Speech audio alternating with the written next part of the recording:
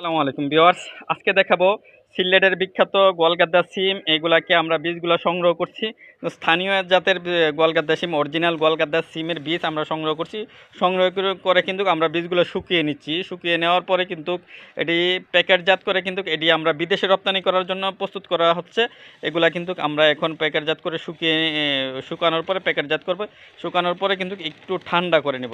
সরাসরি কিন্তু শুকনো বীজটা, গরম বীজটা কিন্তু আমরা প্যাকেটে ভরবো না। ঠান্ডা করার জন্য কিন্তু আমরা প্রসেসিং করে নিচ্ছি। দেখেন আমরা সিমের বীজগুলোকে ছায়ায় রেখে দিচ্ছি।